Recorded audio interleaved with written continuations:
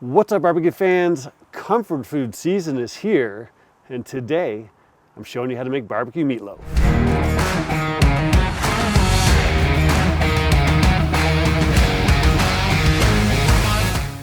Now, I gotta tell you, meatloaf is something that I really enjoy, but maybe a year ago, I made this sauce on it. I did it in another video on my Yoder, and it took the meatloaf to a whole new level. So today we are duplicating that, but we're gonna do it on the Kamado. We've got some white oak rolling, got some Bear Mountain cherry wood rolling, and we're using some cocoa char. So we're gonna get all that flavor in there. The cocoa char is neutral, so it's just gonna be white oak and cherry, and it's gonna be delicious. Let's get the Kamado fired up.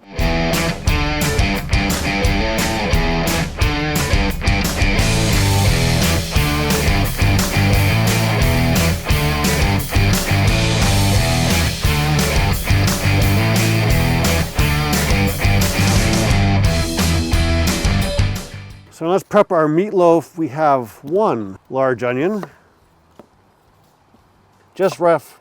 You don't want huge chunks of onion, but I like to have a little bit of chew to my meatloaf. Just like so. Oh, you turkey. There you go. And just like that, we've got kind of a rough chopped large onion. I am gonna put some parsley in this today, which I don't normally do, but it does add just a little bit of brightness to it and some nice color for some pictures, but we're not gonna use too much. I thought the flies would be gone because it's colder outside, but that's not the case. So we're gonna give this a rough chop just so we can get it all together. And we'll go through and we'll give it another chop. Get rid of that stem. I didn't tell you, but there's 30-mile-an-hour winds outside, so protect your parsley, might get blown away. I like off summers because I can actually prep outside, but when it's windy, it's a friggin' challenge. What can I say? So we'll get rid of this guy. In here, it doesn't get any fresher. I have 4 pounds, just had it fresh ground at my butcher. This is straight up chuck, and before our parsley blows away, we're gonna put that in here. Good enough. And we will put some onions in here. Oh, not good on the knife blade.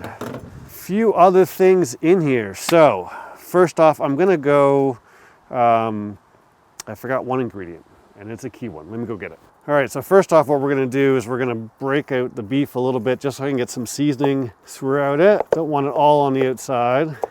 The important ingredient was red wine. Red wine goes delicious with beef. We're gonna put a little bit in there that's gonna add some moisture to it. Got up my pepper cannon. This has got some smoked pepper in it. You get it from Man Kitchen. It is absolutely delicious. Really good on like baked potato or mashed potatoes. Some salt, some garlic powder. Love me some garlic.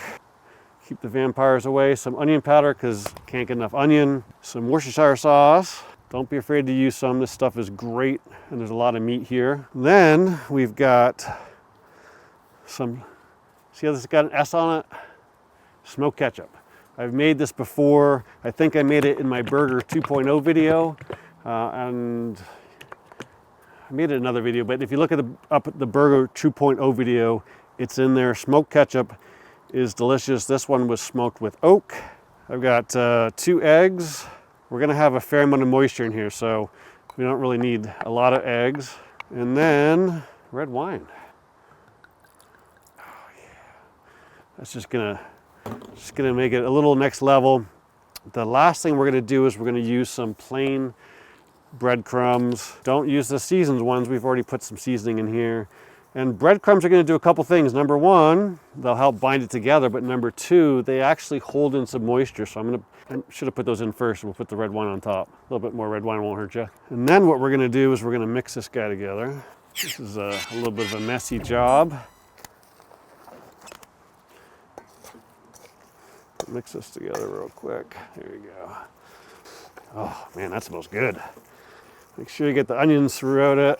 We're definitely gonna need a little bit more breadcrumbs. And what I'm doing here is I'm folding it in because there's still onions on the bottom. I'm just trying to get them incorporated into the middle. And I want some more breadcrumbs in here. Hold on a sec. And this was opened, there was only probably an inch out of it. And we're gonna end up using half a container, just to give you an idea, 4 pounds of meat. Could have used probably a little bit more parsley for some more color, but fighting with the wind is not a favorite pastime, so we're over that. We're mixed pretty well. Get rid of our knife here. Put this over here. What we're making this on today is we're going to use a rack. Okay, I'm not going to use the bottom of it, but a rack will just help keep it together if I want to rotate it around at all. Whatever you do, make sure you use some spray oil. Clearly I'm out, but we got enough on there. We're just going to kind of free-form this guy. This one big meatball.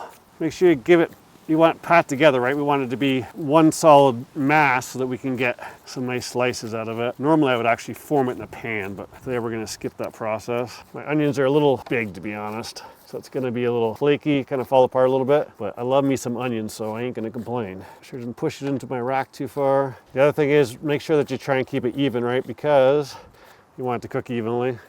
Just like that. And what we're going to do here is we're going to pick this guy up. Let me get this guy open. And we're going to go right over. So the way I've got this set up is this is a cold zone. This has got some lump underneath of it. We're running a very small fire. We're only cooking at 250. Obviously you can see I've got a few cooks going on. So if you like doner ribs or you like brisket for two, don't forget to subscribe. But what we're going to do here is I've got a small fire going down there, right? We're only running at 250. I've got direct heat underneath that meatloaf, so we're going to get some smoke into it, but this is 80-20 chuck, not yuck, maybe 75, 25, so it's got a lot of fat in it, and what's going to happen is it's going to drip down into our lump and add some delicious flavor. We're going to let this roll for a little while. I'll bring you back and we'll have a look at it in a little bit. All right, so it's been exactly 2 hours. We just hit 155. I want to put together my sauce here. First thing we're going to do is we're going to put in a 1/4 cup of apple cider vinegar. I've got 2 tablespoons of brown sugar. I've got a teaspoon of garlic, a teaspoon of onion powder. One thing I'm going to do here, I'm going to mix this in just to break down that sugar a little bit. Here we go. And we're going to put in a 1/4 cup of our smoked ketchup here. Or I'm sorry, 1 cup. Man, I might have to make some more smoked ketchup. There we go. Put that in here. Should have brought in a little scraper. Or brought out a little scraper. Close enough. We'll stir this in. So what we're going to do is we're going to put this guy on. I just want to get it warmed up a little bit. Stick this back in the corner here, like so. I mean, you can see what the meatloaf looks like. Looking great. I'm just going to let that come up to temperature for about 5 minutes. That'll just help the final parts of the sugar dissolve a little bit there, and then we'll paint that on our meatloaf. It's been exactly 5 minutes. Let's paint our meatloaf. Let me bring you in, show you what we're looking at here. I mean, first off, just look at everything we got going on. It's looking pretty darn good. I'm going to bring it a little lower so you can see everything in all its glory. Our sauce, I gave it a good stir before I stirred the camera, so it's pretty good. Everything's nice and incorporated now, exactly the way we want it. Now it's just a matter of painting our bird. Thanksgiving's next week, folks. I'm already thinking turkey. Painting our meatloaf. If you don't like meatloaf, this one might convert you. My dad hates meatloaf. I keep threatening to make this one for him because it's going to change his mind. Nice thick coat of this sauce. This sauce will just tack up. So I actually decided to let this go 15 minutes just to give it a little bit more time for that glaze to tack up. I called it a sauce earlier. It's really a glaze. Either way, it's gonna be delicious. Let's get this guy off. So I can't find my barbecue gloves. We'll use good old-fashioned oven mittens or gloves or whatever the hell you want to call them.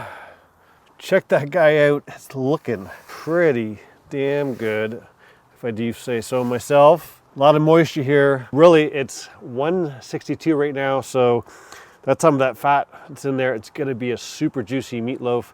Last thing you want is a dried out meatloaf. That's why you want to use like chuck, at least 80-20 in a meatloaf. Got a little crispy around the bottom, I'm sure, but I think with all that fat dripping into the lump, it's gonna be pretty good. Now this is a big piece of meat. That's what she said. This is gonna rest for probably about 20 minutes before we cut into it. I am going to take it in and loosely tent it, and then I'll bring him out and we'll cut it up. We'll cut it up and enjoy it. So it's been 20 minutes. Let's have a look. The big question is, I don't know if I can get this off this rack. I did take a little bit of a peek, and it did get a little dark down there, but we'll see. Let's see what happens here. Not too bad. Flexible spatula. There we go. I should have got my metal spatula. It would have been way better. But we're moving. So we left the bottom behind a little bit, which is going to be okay. Come on, baby. There we go. Oof. So we left a little bit behind. You can see it did get dark from being over that direct fire for so long. However, I think it's going to be a-okay because we got the best parts right here. This over here, there we go. All right, so unfortunately with the lighting, it does not look as red as it is, but trust me when I tell you, it is bright red. I'll give you a close up here, but it looks delicious. And if it tastes half as good as I'm hoping, we're gonna be happy. Now, I did have to sacrifice, I don't know, 1/16 of an inch off the bottom, but I think what'll happen there is that flavor that we'll get from being over top of a lump will be well worth it. That's pretty good. I should have fought the wind and put a little bit more parsley in there just for visualization, but I think it looks pretty damn good. All right, so the moment we've been waiting for, and the dogs, they're hiding, I wouldn't say hiding, I guess hanging out quite close to me right now because I smell this goodness. We'll take a big old slice here, put that back. That fall over. You can see a nice little smoke ring on there. I want to get some with the outside, so I'm going to take a little piece right here so I can get some with our glaze on there. And I have a whole bunch of that glaze inside, so when I go to eat it, I'll be using that.